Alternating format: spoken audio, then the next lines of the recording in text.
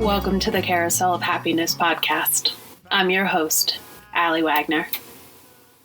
On our last episode, we heard the story of the 1910 Charles Luft-designed carousel frame from Utah that would join Scott's Animals eventually in Nederland in 1986. After spinning for almost 70 years at both Saltaire Park in Salt Lake City and at the Utah State Training School in American Fork, the carousel was stripped of its animals by a collector, and the frame and motor were sold to Scott for $2,000. Scott rented a U-Haul truck, picked up the pieces, and then stored them until he was ready to build. At the same time, Scott was carving animals one by one and storing them anywhere he could, in storage, in the garage, in his kids' rooms, in the bathroom, at the local elementary school, at friends' houses, animals everywhere.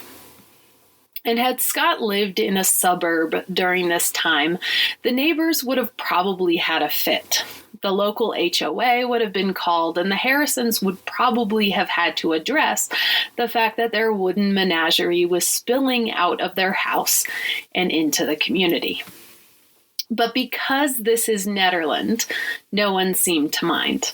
In fact, Scott regularly gave tours of the animals, as well as showed curious folks bits and pieces of the carousel frame and motor as they were being restored during this time.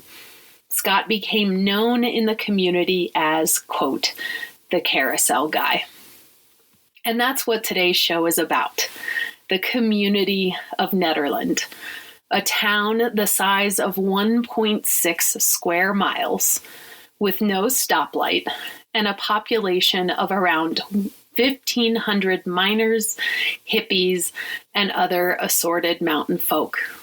On today's episode, I do my best to explain this quirky town to you and explain what miners, dead guys, and Elton John have to do with the Carousel of Happiness. We'll find out together on today's show. Welcome, dear listener, to the Carousel of Happiness podcast. Let us begin with today's story.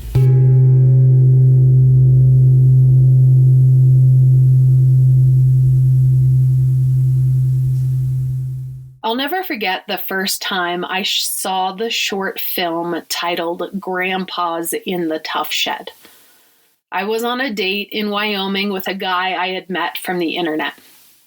I had just moved to the Rocky Mountains after living along the coast for most of my life, and I must confess, at the time I was a bit outside my element.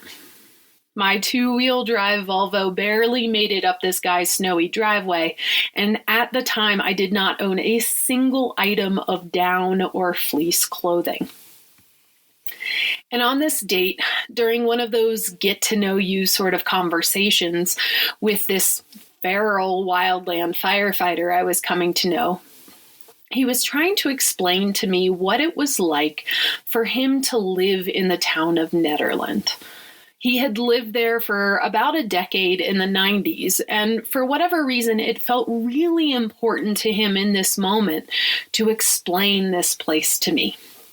It felt like if I understood Nederland, I might understand him somehow.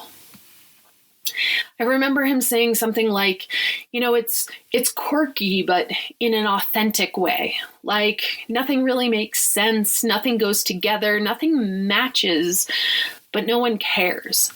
And that's what's cool about it, he tried to explain. You can do what you want. People just leave you alone.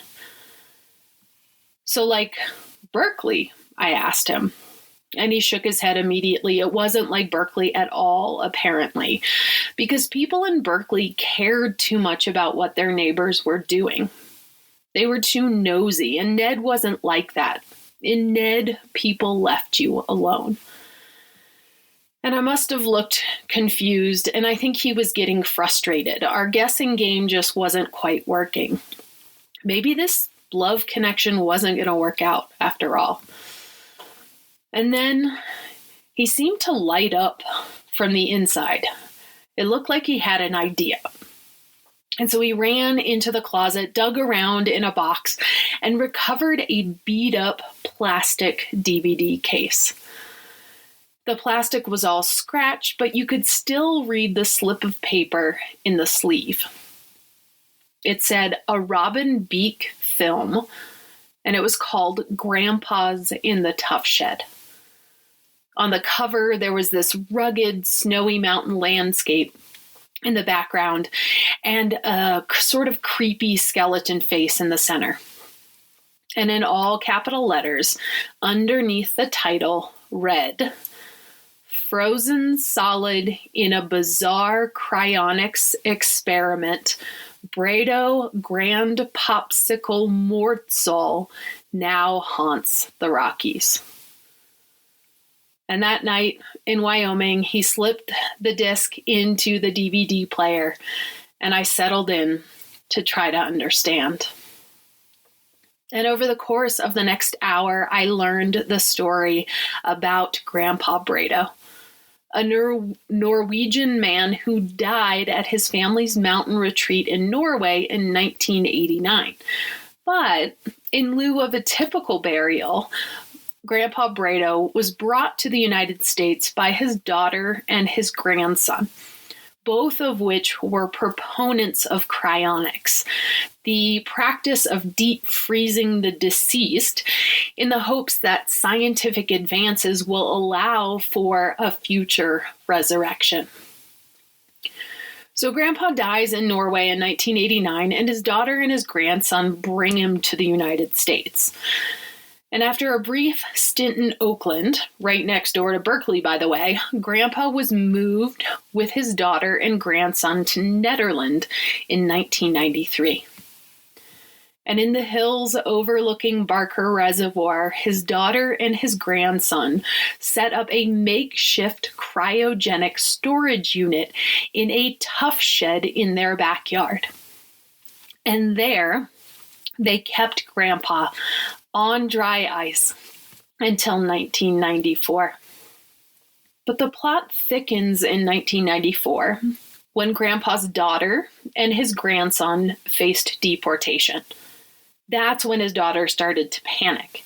If they got deported, what was going to happen to Grandpa? So Grandpa Brado's daughter came clean with the town of Ned. She admitted what was going on in the tough shed and asked the community for help. Town officials were not pleased. In fact, Grandpa is the reason Nederland town ordinance now specifically states that the, quote, storage of the whole or any part of the person, body, or carcass of a human being is illegal within town limits. But in typical Nederland fashion, Grandpa was quite literally grandfathered in. The ordinance would not apply to him. He was allowed to stay in the tough shed. And not only that, after his family returned to Norway, locals began taking care of Grandpa on their own. In fact, a man named Brad Wickham, known as the Iceman, personally iced Grandpa's body every 2 weeks with dry ice from 2014 to 2023. It was that DVD, that story of Grandpa, that made me fall in love with Ned before I even visited. Not because I have an interest in or a devotion to cryonics, and I don't particularly have a dark personality. I'm not fascinated with death in the way some people are. No, the appeal to me about Grandpa's story was the way the community held space for Grandpa to be Grandpa. The town was saying, we don't necessarily condone this behavior, nor do we encourage it in others, but we recognize that there is value in holding space for radically different and controversial points of view. And not only did the town hold space for Grandpa and his family's views, they actively supported them. Neighbors pitched in and helped support their neighbors in need. It's just what we do up here. So, in the early 90s, on one side of town, Scott, the carousel guy, is carving animals and restoring a 1910 carousel. Then on the other side of town, less than a mile and a half away, mind you, there is a dead guy in a tough shed being iced by his friendly neighbors. Remember, this town is only 1.6 square miles. There are only 1,400 or so residents here. We have no stoplights. There is one strip mall. The middle school and the high school are combined into one building. We have fewer than 10 restaurants in town and 4 cannabis dispensaries. This town didn't even get sidewalks until 2010. What's going on here? How did this quirky, eclectic town come to be? Originally, Nederland was a meeting point for the Arapaho and Ute tribes. In the mid-1850s, when European settlers headed out west, it became a trading post between the Europeans and indigenous tribes. But everything changed in the mid to late 1800s when gold, silver, and tungsten mining took over. And mining became big business in Nederland. In 1870, its population swelled to 3,000, double what we see today. But the early population fluctuated greatly, largely governed by mining booms and busts, and ultimately dipped to its lowest numbers, around 200 or so residents after World War II. But the mining culture was about to get a shakeup in the 1960s when hippies were drawn to Ned. Many of them found themselves in Boulder first until they discovered Boulder's mountain cousin, 17 miles west at 8,000 feet above sea level in the Rocky Mountains. Nederland offered hippies access to cultural events in Boulder, but even closer access to surrounding natural spaces like the Indian Peaks Wilderness, Rocky Mountain National Park, Roosevelt National Forest, and the James Peak Wilderness. And this influx of hippies was the primary population trend in town that would continue into the 90s when that guy I mentioned earlier moved here for the same reason. He was living in Boulder but wanted to be closer to nature, closer to skiing, and he was attracted to the place because it felt free of some of the social pressures he had experienced in his suburban upbringing. It would appear Nederland was perfect. And during this time, between the 60s and 90s, hippies flocked to Nederland. In 1971, as part of this population trend, music producer Jim Guercio left New York City and purchased Caribou Ranch, a 4,000-acre property just outside town with a barn that he would later convert into a recording studio. Guercio, who's best known for producing the band Chicago's first 11 albums, was looking to get away from the city and offer artists the opportunity to create music without distraction. Guercio envisioned a mountain retreat where musicians could unwind, relax, and be inspired by the beauty and tranquility of the mountains in Colorado. And as it turned out, it worked. From 1972 to 1985, Caribou Ranch became the center for music in the Rocky Mountain West. Chicago recorded there. Elton John recorded 3 albums there, including one actually called Caribou. Earth, Wind, and Fire, Chicago, Stephen Stills, Michael Jackson, Poco, Dan Fogelberg, and John Lennon were among the 100 well-known rock acts of the 70s and 80s who recorded there. If you've ever heard Joe Walsh's Rocky Mountain Way, you've heard something recorded at Caribou Ranch. Same thing for Elton John's cover of Lucy in the Sky with Diamonds. Remember that one? John Lennon plays guitar and offers backing vocals on that track, by the way. all recorded at Caribou Ranch. You can also hear the Beach Boys in the background of Elton John's Don't Let the Sun Go Down on Me, which was also recorded there. And for 13 years, Caribou Ranch was an incubator for some of the greatest rock and roll hits of the 70s and 80s, producing 45 top 10 albums, 18 Grammys, and 20 number one Billboard hits, including the song If You Leave Me Now by Chicago, for which Jim Guercio himself won a Grammy for Best Arrangement in 1976. And everything was going great until 1985, when a space heater caught fire and destroyed the control room, causing over $3 million in damage. The ranch was sold, the rock and roll memorabilia auctioned off for charity, and a chapter of Netherlands history wrapped up for the time being. And while many people in town know Jim Guercio as the founder of Caribou Ranch, we at the Carousel know him a bit differently. Because in addition to owning Caribou Ranch, Guercio also owned the Caribou Village Shopping Center, the one shopping center in town. This is anchored by the only grocery store in town, and on the other side, you'll find 3 authentic train cars that were converted into a local coffee shop. And in between these 2 anchors, you'll find a yoga studio, a pizza joint, a music store, and an art gallery, to name a few. And right next to those train cars, up along the scenic peak-to-peak highway, there was a little ditch with a couple of trees in it. The remains of wetlands that used to be a mountain meadow. And in this little ditch, Scott was given permission by Jim Guercio to build a carousel.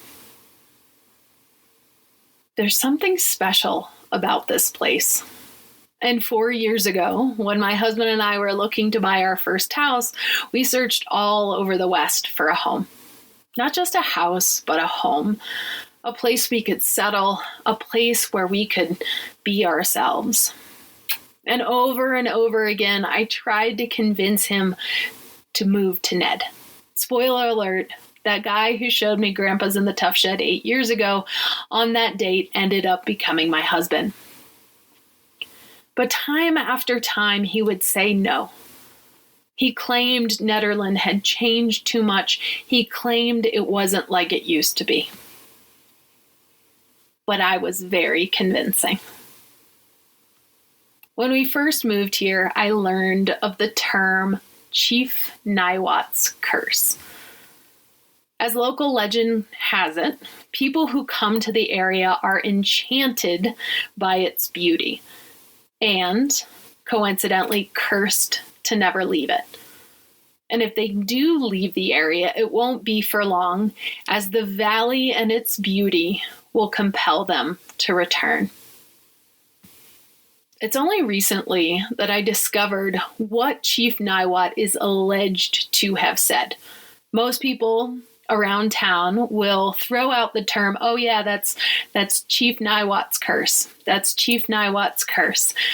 But it wasn't until recently that I actually looked it up. Chief Niwot was a leader of the Southern Arapaho tribe, by the way. And before he was killed in the Sand Creek Massacre by the Colorado militia in November 1870, he said of the area now known as Boulder Valley, he said, people seeing the beauty of this valley will want to stay, and their staying will be the undoing of the beauty. People seeing the beauty of this valley will want to stay. That part seemed to translate with what I had heard about people talking about Chief Niwot's curse. But what I was surprised about was the second part of the quote. Their staying will be the undoing of the beauty. I find that there's this push-pull among residents, myself included. We're drawn to this area just as Chief Niwot suggested for its beauty, but there's a tension here. We're aware that staying here affects the place we love so much. We are aware that our humanness affects the land around us. And as my husband discovered, when we leave, we feel the pain of not being here. Chief Niwot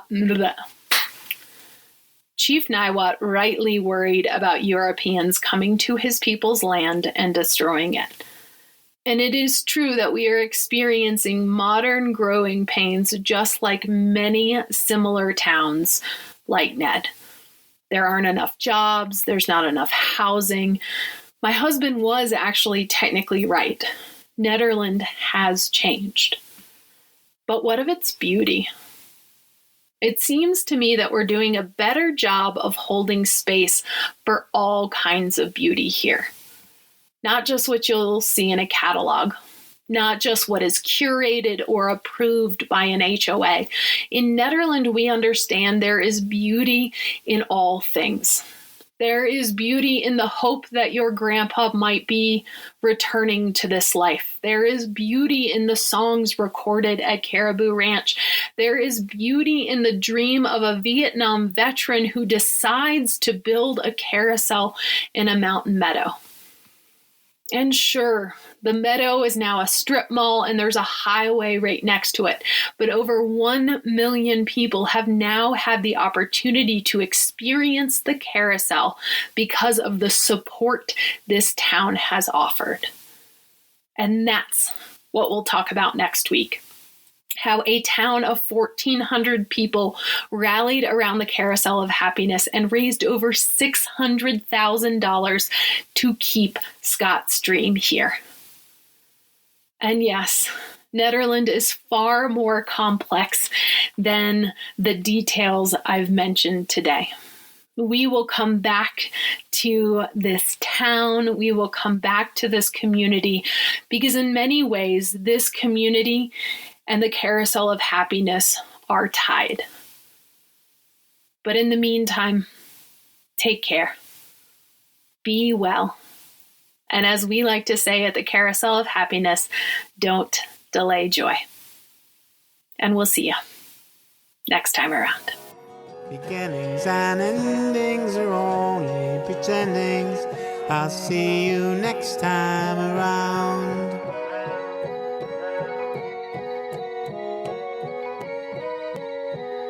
I'll see you next time.